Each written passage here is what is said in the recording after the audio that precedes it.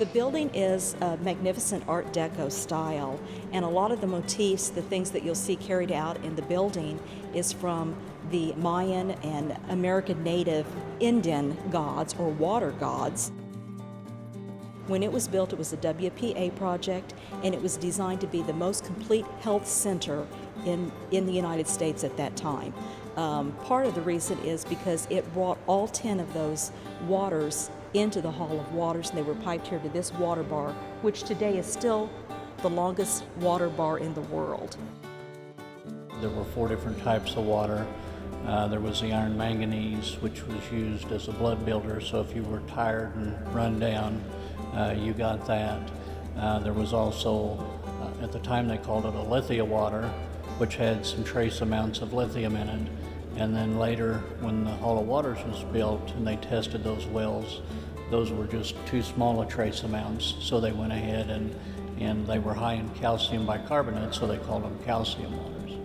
And then the other 2 were the soda water, tasted a lot like an Excelsior was, used the same way for indigestion. And then they had a sulfosaline water, or salt sulfur they called it also.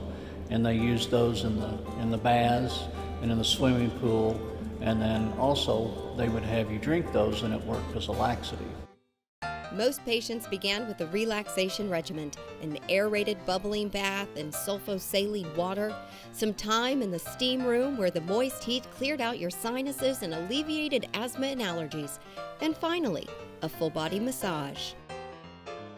Then it was time to reinvigorate.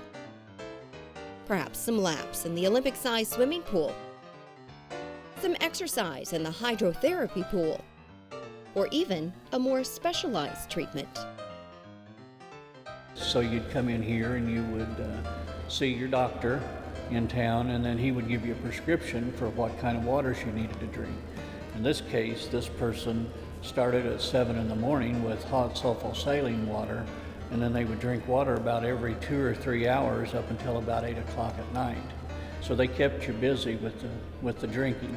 And then in between, you could go back into the bath departments, and they would also give you the treatments back there. But then the what they called the light vapor cabinet had light bulbs on it. They'd put you in it. It's one of those where your head sticks out of the top of it. They'd turn on the light bulbs, and you'd sit in there for about 10 minutes, and it would kind of reinvigorate you. The Scotch needle shower had a marble base that sat about 8 or 10 feet away from a shower that had 4 pipes coming up on it, and in each one of those pipes there were little needle holes that the water would come out of. And the attendant from that marble base, she could adjust and set whichever one of those that she wanted to hit you with. There was a shower head up above, and then the 4 pipes come down. They could hit you with any one of those 4 directions. And then they had a couple of what you could call small fire hoses on it, one with hot water and one with cold water, and they could alternate hitting you with those, so that they wanted to hit a specific spot, maybe in your back or your lower back, something like that, they could hit you with that. Some say it was pretty painful to go through, just because it's like little needles with that water hitting you.